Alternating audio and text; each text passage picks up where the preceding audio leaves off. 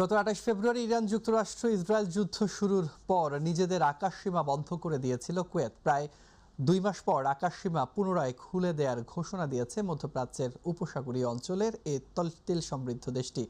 প্রতিনিধি আলামিন রানা জানান, নতুন সিদ্ধান্ত অনুযায়ী আগামী রোববার থেকে কুয়েত আন্তর্জাতিক বিমানবন্দরের ৪ এবং ৫ নম্বর টার্মিনাল দিয়ে সীমিত পরিসরে ফ্লাইট চলাচল শুরু হবে।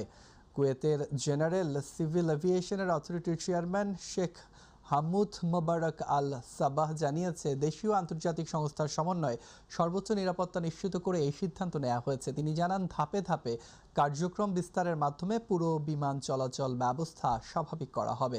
আগামী ২৬ এপ্রিল থেকে প্রথম ধাপে সরাসরি কুয়েত এয়ারলাইন্স ঢাকা সহ ১৭টি দেশে এবং জাজিরা এয়ারলাইন্স ৯টি দেশে ফ্লাইট পরিচালনা করবে। সরাসরি ফ্লাইট চালুর খবরে প্রবাসীদের মাঝে স্বস্তি ফিরেছে। পারিবারিক সচ্ছলতার আশায় ২০ বছর আগে চাকুরি